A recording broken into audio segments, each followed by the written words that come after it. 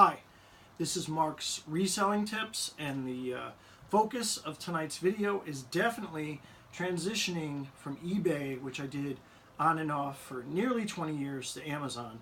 I'm going to get right into it, the good, the bad, the ugly, which I often say, starting with me purchasing a lot of 6 of these discs, 50 packs of discs, which I could tell right away were not like run-of-the-mill JVC or Staples brand discs. These are professional grade recording media. The whole reason I'm mentioning this is I bid at this local auction that is online in Waterbury, Connecticut. The guys are great, Waterbury Liquidators. I should have done a little more research. There's a long ass model number ending in either WS or WS1, and I forget which one is the lesser of the two, but I assumed I was bidding on 6 of the higher of the two, which are like $60 per, so I figured I was going to get retail price of $360, able to list on Amazon, and the lower grade ones are more like $16 to $23 per. I'm throwing around figures, and many of these videos I throw on figures. I'm trying to give you an idea. I can't remember everything, but the lesson here is I've always known what a model number is based on my professional work experience, but I got excited.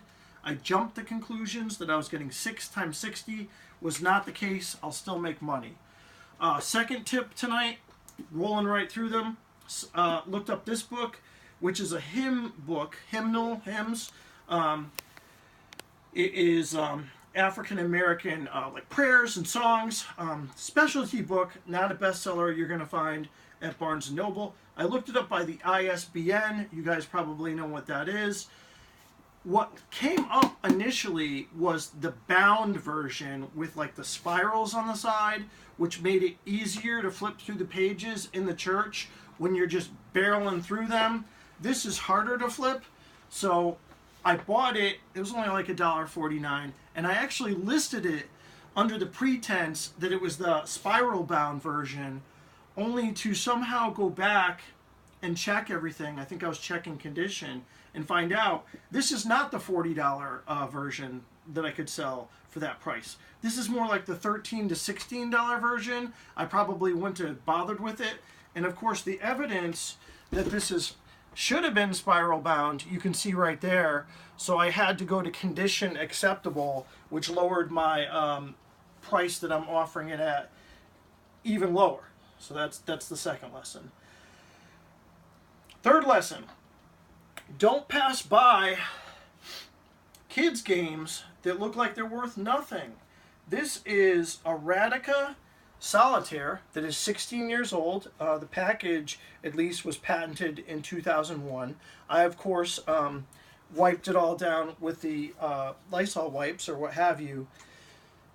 I have the lowest price on Amazon for this right now. I believe like $97. The ones up from that were like $99. Again, just throwing some figures around. Who would have thought that these are worth so much? Some of them are completely junk and worthless. Of course, I could have been piggybacking off another listing that was purposely too high to discuss that really quickly. On Amazon, when someone else is out of stock of something, they'll mark it like $2,000 so that no one buys the product, but they still have a listing. Not something I fully understand, but I'm pretty convinced this has some value. If I paid $1, even if it's worth $40, definitely something to pick up. This I know is worth money. This is a Sharp Wizard. This came out in the late 90s, far more sophisticated than the solitaire game. This hooked up to a computer at that time using a serial cable, which was pre-USB days. This is an absolute pristine sealed package that I have wiped down off all the dust. This is listed on Amazon right now. I think I have the lowest price for, like, let's say $227 plus shipping. The other ones on there at one point last week were $259, and at some point last week were even higher on eBay or Amazon. I'm into this pretty deep. I'm into it for more than a dozen or so dollars, but definitely less than $100 with my military discount, but it was worth it. if I invest, let's just throw around figures, 50, 60, 70, 80 bucks in something like this, and I'm going to sell it for 220, maybe even ship it insured, I'm going to make 150 bucks, boom. Almost definitely it's going to sell. Someone is going to want that, a collector or what have you. Moving on to a little bit more obscure items and tips for selling on Amazon. Ink. The sealed ink packages are good. With eBay and Amazon, expiration dates are huge. Ink, having worked in the office supply industry, good for 5, 6, 7 years before it really dries up. They're vacuum sealed, they're packed. The toner cartridges are good for even longer, but the problems with the toner is those printers fall out of favor pretty quickly. I was at a Goodwill yesterday, and my nice wife said, "Oh, here's some toner cartridges." I think she called them ink. I could instantly recognize from the HP designs on the package they were from like 1999. No one's got those big machines anymore. Sometimes homeowners keep their machines longer than businesses. But this, I'm into it for, let's say, 3 or 4. It's up for 28. That's livable. Little dinky stuff like this. Okay, the great thing about thrifting and Goodwills is the stuff they think is worth money, like the little junk stuff, like an old video game cartridge from like a PSP or something, they'll have marked at 24 and it's really on eBay for 4. And the stuff that they mark for 3 or 4 is on Amazon for 50. This item I got for $1.49 at a thrift store. I think it was a Savers. I kind of had some idea what it was. I recognized the company, Intermatic. Those are on Amazon for up to 50. It's easy to list. You clean it off, you scan it, boom, done. New in a package. And on that note, some other things that are similar. This is some sort of a GE, good brand, light sensing timer. I'm into this. $3 minus my military discount, so say like $2.90 or something. That's a $28 item. Not going to get rich, but during the visit tonight, I knocked out like 10 items in 30 minutes. So they would have never guessed that's worth money. I'll make like 20 bucks on that after all is said and done. Easy, easy, easy, because I'm not taking pictures of all this stuff. Setting it up, describing it, hoping and wishing on a prayer that someone's going to buy it on eBay. I'm really transitioning over to Amazon. Although, taking this time aside, Amazon kills you in fees. An item like that, if I sell for $28.99, I'm going to get to keep like 22 or 23 of it, but it's worth it not to deal with the headache. This I discussed in one of my earlier videos. It's back. It's making a reappearance. It's a kilowatt. It measures electricity being pulled from an outlet in the home. You get so many questions on these. People go nuts for them.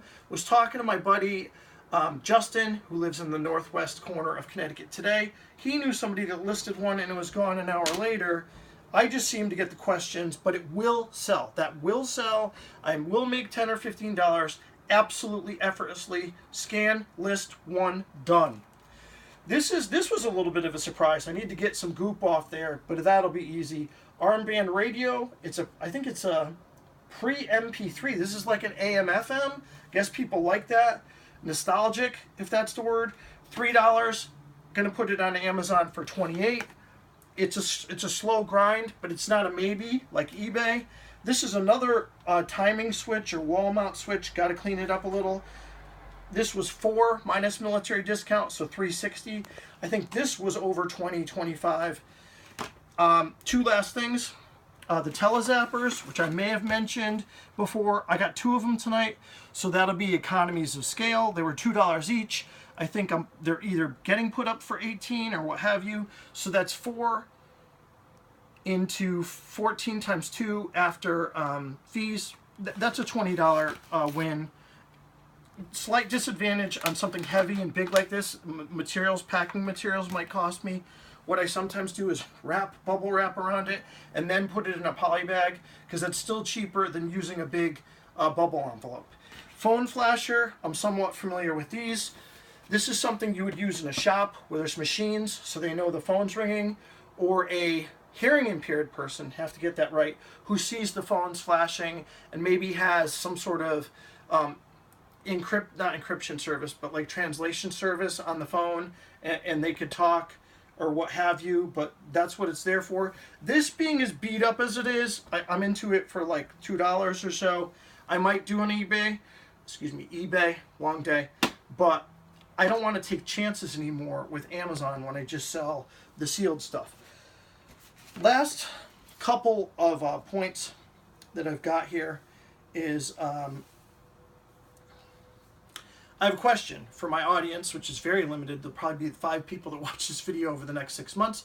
Nevertheless, moving forward, if I ever did want to slow down and go part-time with work, or work for myself and not work for the man and do reselling, my question is, what should be my metrics of input?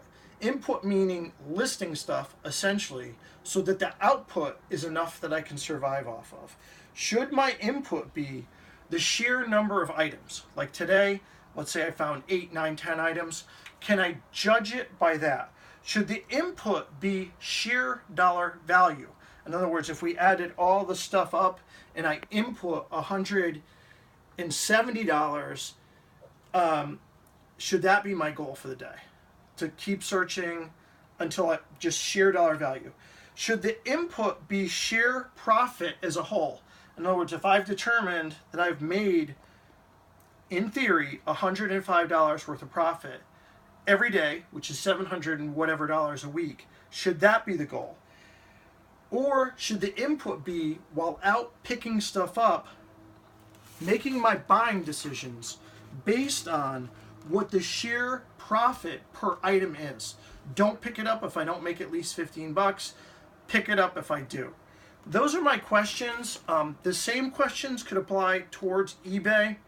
In wrapping this video up over there, and Adam, you don't need to pan over there because it's a complete mess. I've got a ton of stuff that I picked up for eBay, some of which I fell in love with at auctions, tag sales, estate sales. But if you're going to buy a dozen books, even if they're mint condition, about the planes from the Korean War, how narrow is the market for that? How many times are you going to need to lower your price to finally sell it? Sometimes we need to ask ourselves that question. If we're doing this as a hobby to enrich ourselves and for history and military history, like I like to do so much, that's fine. But if I'm doing this as a resource to make income, I've got to bear down and get a mindset closer to what I presented tonight than sitting on a dozen books for a year and a half and tying up my money. So that's my video. If anybody wants to list answers to the questions I presented tonight, I appreciate your help. Thanks. Good luck selling.